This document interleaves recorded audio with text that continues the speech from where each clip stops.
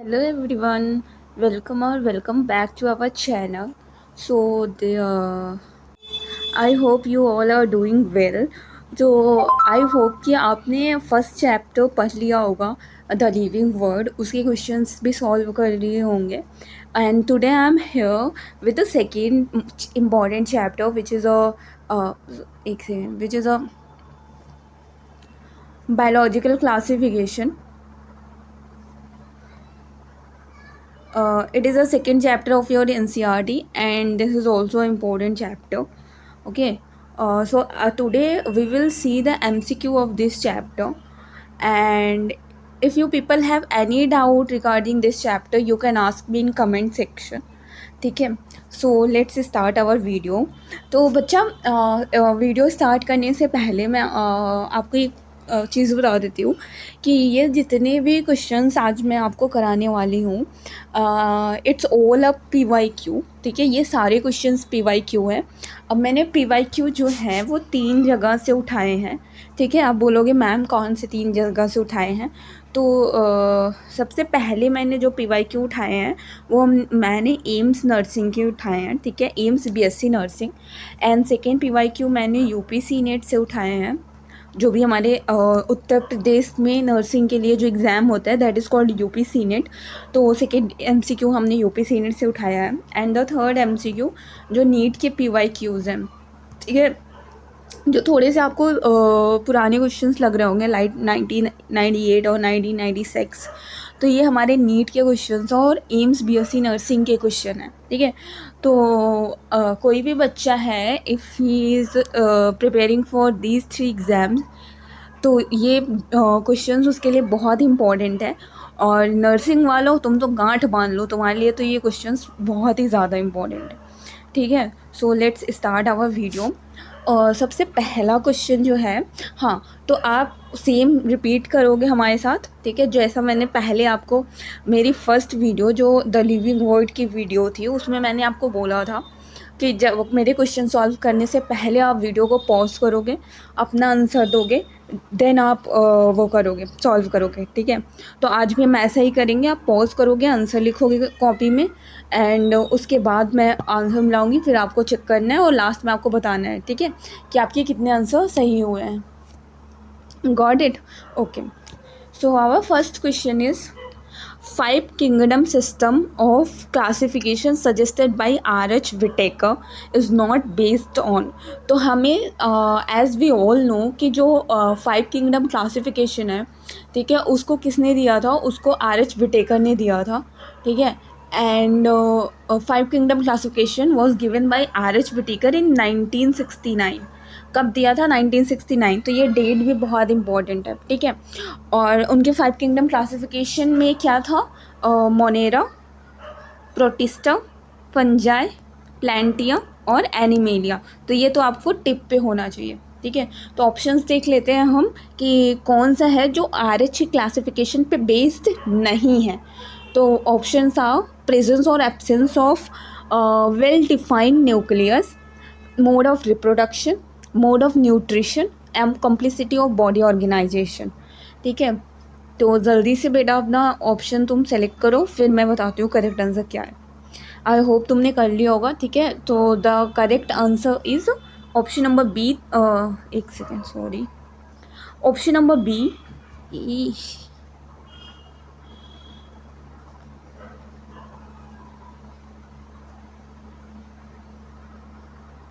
Okay, the correct answer for the question first is option number B. ठीक है, that is mode of reproduction. ठीक है, तो जो भी विटेकर ने क्लासिफिकेशन दिया था, ठीक है, वो बेस्ड था सेल के स्ट्रक्चर पे, बॉडी का ऑर्गेनाइजेशन पे और मोड ऑफ न्यूट्रिशन पे. ठीक है, ऑल्थो रिप्रोडक्शन उसका इम्पोर्टेंट बायोलॉजिकल कैरेक्टरिस्टिक्स नहीं था. ठीक है, तो इसमें जो ऑप्शन एलिमिनेट होगा that is option number B, mode of reproduction. ठीक है, ओके. इन क्वेश्चन नंबर 2 देख लेते हैं. इन 5 kingdom system the main basis of classification is. वापस से हमारा 5 किंगडम क्लासिफिकेशन पे ही क्वेश्चन आया है. ठीक है, तो उसमें पूछा गया है कि मेन बेसिस ऑफ क्लासिफिकेशन क्या है. तो फटाफट से आप अपना आंसर टिक करो, then I will tell. The correct option for this question is structure of nucleus, mode of nutrition, structure of cell wall, or asexual reproduction.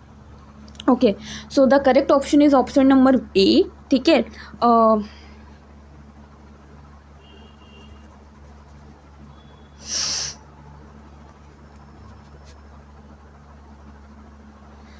So for the second question, the correct option is option number E. ठीक है, structure of nucleus.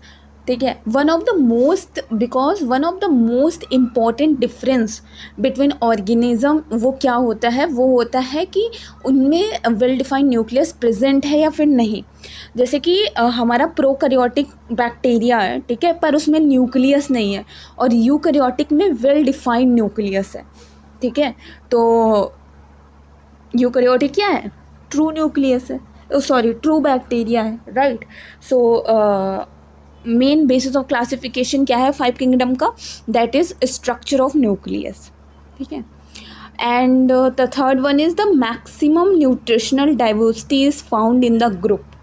Maximum nutritional diversity हम कहाँ पे पाते हैं, fungi में, animalia में, Monera में और प्लांटिया में. कहाँ पे, फटाफट से बताओ. Okay, so the maximum nutritional diversity is found in Monera. ठीक है, Monera the option number C. ठीक है, correct answer for this question is option number C, Monera. ठीक है, तो एक मैं आपको एक ट्रिक भी बता दूँ, M से मैक्सिमम होता है और M से ही आपका क्या होता है, Monera होता है. ठीक है, M से मैक्सिमम होता है और M से ही क्या होता है, आपका Monera होता है. तो इसका करेक्ट आंसर क्या हो जाएगा, इसका करेक्ट आंसर हो जाएगा Monera. ठीक है, तो मैक्सिमम न्यूट्रिशनल डाइवर्सिटी किस में है, मोनेरा में. ठीक है, the option number 4 is sorry question number 4 is in 5 kingdom classification Chlamydomonas and Chlorella has been included in. तो 5 किंगडम क्लासिफिकेशन में क्लाइमेडोमोनास और कॉलेरा कौन से में इंक्लूडेड था. तो बताओ बच्चों, किस में इंक्लूडेड था, ये तो बहुत इजी है. ठीक है, तो करेक्ट आंसर क्या होगा, करेक्ट आंसर हमारे ऑप्शन नंबर 4, क्वेश्चन नंबर 4 के लिए correct answer will be option number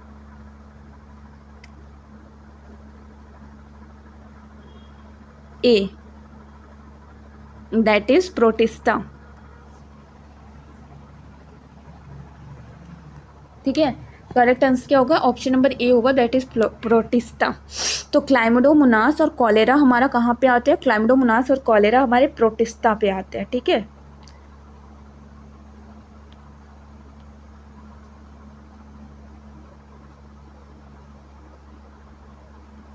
okay, next question देख लेते हैं. In which kingdom would you classify the archaea and nitrogen fixation organism if the 5 kingdom system of classification is used. तो अगर 5 kingdom classification आप use करते हो तो कौन से सिस्टम में ऑफ आर्चिया और नाइट्रोजन फिक्सेशन को रखोगे, तो उसको हम रखेंगे किस में, मोनेरा में, ऑप्शन नंबर 4. ठीक है, आर्चिया और नाइट्रोजन फिक्सेशन बैक्टीरिया वो क्या है, वो प्रोकैरियोटिक ऑर्गेनिजम्स हैं. ठीक है, वो क्या है, वो प्रोकैरियोटिक ऑर्गेनिजम्स हैं, that mean they do not have well defined nucleus. तो उनमें वेल डिफाइंड न्यूक्लियस भी नहीं है, तो उनको हम कहाँ पे रखेंगे, उनको हम मोनेरा में रखेंगे. ठीक है, ओके, क्वेश्चन नंबर 5, सॉरी ये कौन सा क्वेश्चन, 6th है ना. 6th क्वेश्चन है, इन 5 kingdom classification of system which single kingdom out of the following include blue green algae, nitrogen fixation bacteria और मेथेनोजेनिक आर्ची बैक्टीरिया. तो ये थोड़ा सा मॉडिफाई होके सेम क्वेश्चन रिपीट हुआ है, इसमें भी नाइट्रोजन फिक्सेशन और आर्ची बैक्टीरिया पूछा है, तो कुछ बोलना ही नहीं है इसमें भी. और आंसर ऑप्शन नंबर कौन सा होगा, C, दैट इज मोनेरा. ठीक है, and the last 7th question is biological blue green algae are included in which of the following group.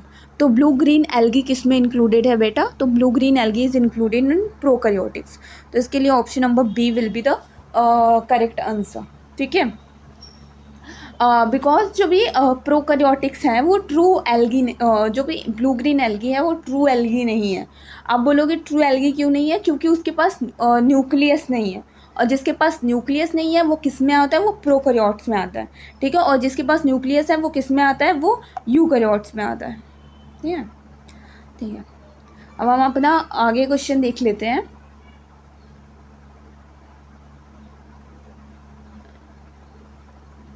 Okay, the next question is, an important criteria for modern day classification is। तो modern day classification के लिए कौन सा important criteria use होगा? Option A resemblance in morphology, option B anatomical and physiological traits, option C breeding habit, option D presence और absence of नोटोकॉन। तो जल्दी जल्दी से अपना आंसर टिक करिए, then I will tell you कि हमारा जो भी ये कौन सा क्वेश्चन है, 8th क्वेश्चन है ना? यस, ये हमारा 8th क्वेश्चन है। तो हमारा जो भी 8th क्वेश्चन के लिए जो ऑप्शन होगा वो कौन सा सही होगा? Okay, so the correct option for the 8th question is option number B, ठीक है, option number B, anatomical and physiological traits, ठीक है। क्योंकि जो भी मॉडर्न क्लासिफिकेशन है वो सिर्फ एक्सटर्नल अपीयरेंस और मॉर्फोलॉजी पे डिपेंड नहीं करता, ठीक है, वो इंटरनल एनाटमी और फिजियोलॉजिकल फंक्शन को भी कंसीडर करता है। तो इसलिए इसका करेक्ट आंसर होगा एनाटॉमिकल एंड फिजियोलॉजिकल ट्रेट्स। फिर यहाँ पे एक हमारे पास मैचिंग क्वेश्चन है, ठीक है, क्वेश्चन नंबर 9 पे हमारे पास क्या है? मैच द कॉलम है, ठीक है, जिसमें हमको कॉलम 1 को कॉलम बी से मिलाना है। And the options are halophiles, thermoacidophiles, methanogens और साइनोबैक्टीरिया। तो फटाफट से आप अपना मैच मिलान करो and then I will tell you, ठीक है। तो सबसे पहला जो है वो हेलोफिल्स है। तो हेलोफिल्स के लिए करेक्ट ऑप्शन क्या होगा? Hot spring, aquatic environment, guts of ruminant और सॉल्टी एरियाज। तो बेटा जैसे कि हमने पढ़ा है कि जो हेलोफिल्स हैं, हेलोफिल मतलब salt loving, so they live in highly salty area environment. तो ऑप्शन नंबर फर्स्ट के लिए क्या होगा? उसका आंसर होगा ऑप्शन नंबर 4। तो हम ऑप्शन में देख लेते हैं। तो सबसे पहले ए में 4th सिर्फ एक ही में है, तो ये तो पूरा का आंसर ही आ गया, आंसर ए। मतलब आपने देखा, आपने सिर्फ एक मैच किया और उससे आपको पूरा आंसर मिल गया, ठीक है। तो ऑप्शन बी का देख लेते हैं, that is thermo acidophils. Thermo का मतलब क्या होता है? हाई टेम्परेचर, ठीक है। तो इसके लिए करेक्ट ऑप्शन क्या होगा? इसके लिए करेक्ट ऑप्शन होगा हॉट स्प्रिंग, ऑप्शन ए, ठीक है। फिर आता है मिथेनोजन। मिथेनोजन क्या होता है? मिथेन गैस, है ना। मिथेनोजन क्या प्रोड्यूस करता है? मीथेन गैस प्रोड्यूस करता है जो गट ऑफ रूमिनेंट्स में होता है। तो उसका option number C. Then last but not least is a cyanobacteria, ठीक है।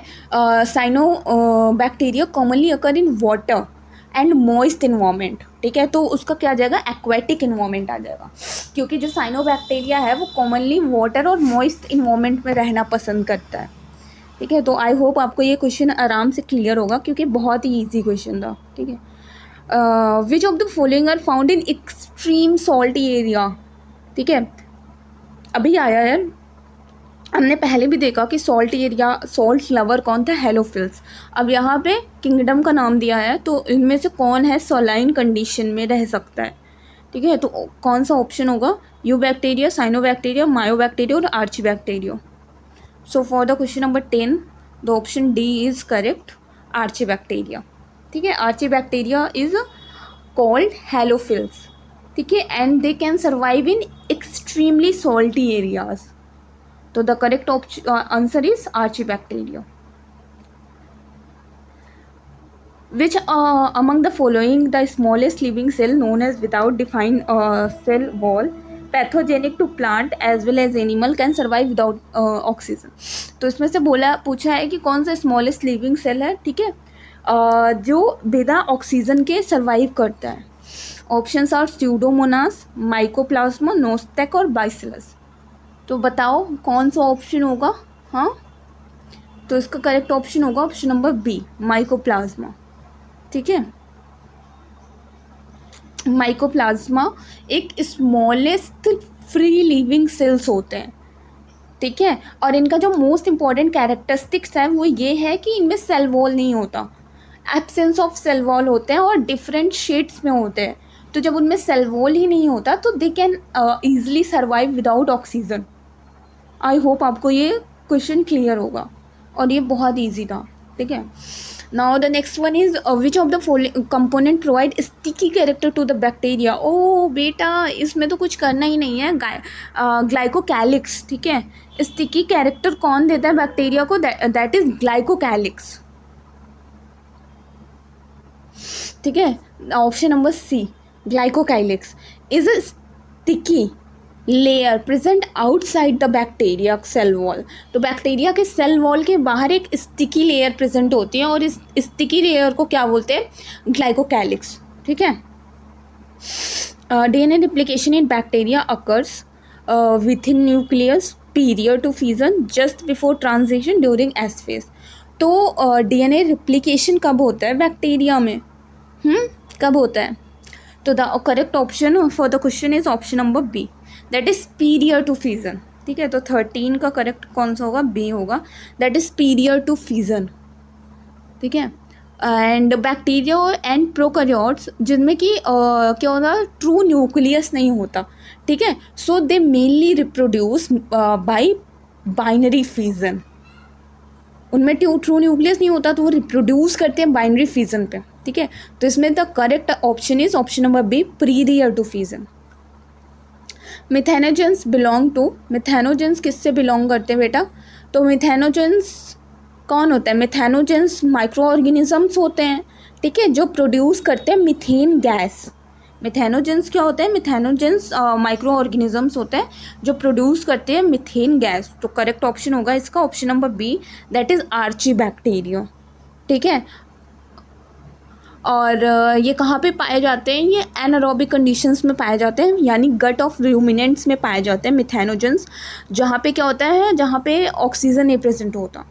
तो अभी हमने पढ़ा आर्चीबैक्टीरिया जो सॉल्टी एरियाज में पाया जाता है, हेलोफिल्स, राइट। तो correct option is option number B.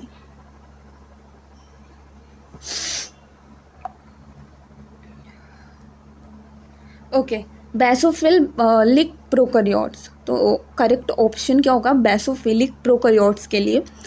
They grow and multiply in very deep marine sediments, occur in water containing high concentration in barium hydroxide, rapidly grow and divide in sea water enriched in any soluble salt or barium, grow slowly in highly alkaline frozen lakes in high altitudes, ठीक है। तो option क्या होगा इसका? Correct option होगा question number 19 के लिए हमारे पास जो करेक्ट ऑप्शन है that is option number D, ठीक है। Grow slowly in highly alkaline frozen lakes. तो जो भी हमारे पास बेसोफिलिक प्रोकैरियोट्स हैं, ठीक है, वो प्रेफर करते हैं हाई अल्कलाइन कंडीशंस को, ठीक है। ऐसे इन्वायरमेंट जिनका पीएच ज़्यादा हो, ठीक है, तो वो अल्कलाइन इन्वायरमेंट्स कहाँ पे रहते हैं? जैसे कि लेक्स में, सोडा लेक्स। तो करेक्ट ऑप्शन क्या होगा? Grow in highly alkaline frozen lakes, ठीक है। Which statement is correct for bacterial transduction? That transfer of some genes from one bacteria through another bacteria virus, transfer of genes from one bacteria to another bacteria by conjunction. Bacteria obtain its DNA directly from mother cell. Bacteria obtain DNA from external source, ठीक है।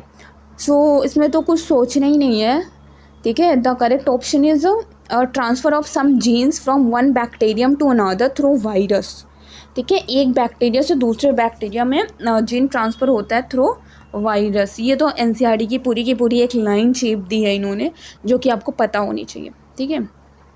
इन bacteria plasmid is, bacteria में plasmid क्या होता है? Extra chromosomal material, main DNA, non functional DNA और repetitive gene. तो the correct option is option number A, ठीक है, that is extra chromosomal material. अब प्लाज्मिड एक स्मॉल और सर्कुलर डीएनए मॉलिक्यूल होता है जो सेपरेटली प्रेजेंट होता है, ठीक है, separately from the main bacterial chromosome. और प्लाज्मिड जो है it can replicate independently without carry any useful genes, ठीक है। तो ये क्या है? ये प्लाज्मिड एक एक्स्ट्रा क्रोमोसोमल मटेरियल है, ठीक है. Organism which obtain energy by oxidation of reduction in organic compound are called phototrophs, chemotrophs, saprozoic और कॉप्रोहेट्रोप्स. तो करेक्ट आंसर जो होगा हमारे 22 क्वेश्चन के लिए, that is sorry option number B that is chemoautotrophs. ठीक है.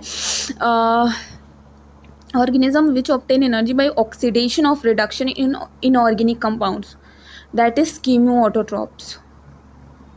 ठीक है. Because they do not depend on sunlight for their energy. ठीक है. और उनमें क्या होता है, उनमें केमिकल एनर्जीज होती हैं. What is true for archaebacteria? All halophiles, all photosynthesis, all follies, oldest living being. तो हमें पता है आर्चीबैक्टीरिया वो हेलोफिल्स को इंक्लूड करती है, पर उनमें ऑल हेलोफिल्स नहीं होगा. It will be oldest living being. ठीक है. तो 23 में हमारा क्या होगा? Option number D. ठीक है. Archaebacteria is the oldest living being. Difference in gram positive and gram negative bacteria is due to cell wall, cell membrane, rhizome और cytoplasm. तो जो भी डिफरेंस आता है ग्राम पॉजिटिव और ग्राम निगेटिव बैक्टीरिया में, वो किसकी वजह से आता है? तो जो भी हमारे बैक्टीरिया में डिफरेंस आता है, वो मेन डिफरेंस आता है सेल वॉल की वजह से. ठीक है. वो मेन डिफरेंस किसकी वजह से आता है? सेल वॉल की वजह से आता है. तो option number A will be the right answer. Transfer of genetic information from one bacterium to another in the transduction process is through bacteriophage release from the donor bacteria strain, another bacterium having a special organ for conjunction, physical contact between donor and recipient strain, conjunction between opposite strain bacteria. So the correct option is obviously option number A, that is bacteriophages released from donor bacterio strain. ठीक है. जो भी transduction होता है, ठीक है, जो उनमें जो बैक्टीरियोफेज इन्फेक्ट्स होते हैं, ठीक है, जो बैक्टीरियोफेज होता है, it infect a bacterial cell and may accidentally carry bacterial DNA from the donor cell. When the bacteriophage infect another bacteria, it transfer the bacterial, मतलब वो कैरी करता है, और जब वो दूसरे के कांटेक्ट में आता है, ठीक है, तो इन्फेक्ट करता है, तो उसको ट्रांसफ़र कर देता है. तो 25th क्वेश्चन के लिए option number A will be the right answer. ठीक है. तो आई होप कि आज जो भी मैंने 25 क्वेश्चंस कराए हैं वो आपको समझ में आए होंगे, और you are going to comment your score out of 25 कि आपको कितने मिले हैं. ठीक है. Wait, you are going to comment your score out of 25, that how much you get. Okay. I'll be wait for your comments. ठीक है. And I hope कि आपको आज का क्वेश्चन सारे समझ में आए होंगे. And I was not consistent on my videos because lately I've been ill, and I'm right now I'm not feeling well also, and still I'm trying कि मैं आपके कुछ क्वेश्चंस जो हैं इंपॉर्टेंट क्वेश्चंस उसको कवर करूं, क्योंकि it doesn't matter if I am sick और वेल. आपके एग्ज़ाम्स बहुत इंपॉर्टेंट है. ठीक है. तो उसके लिए आपको पढ़ना ही है. एंड मैं यही कोशिश करती हूँ कि मैं फालतू के क्वेश्चंस की जगह आपको सारे PYQs ही कराऊँ, क्योंकि PYQ बहुत बारी रिपीट होता है. ठीक है. और हमारे टाइम पे भी PYQ बहुत बारी रिपीट हुआ था. इनफैक्ट हमारे UPSC नेट के एक बायो के क्वेश्चन वो एम्स का PYQ आया था. ठीक है.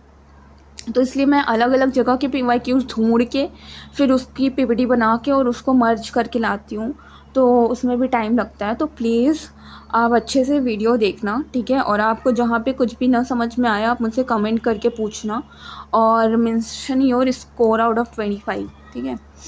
Okay. So thank you so much. And study hard and be my juniors in next year. ठीक है, I'll be waiting for you guys, and bye bye, take care.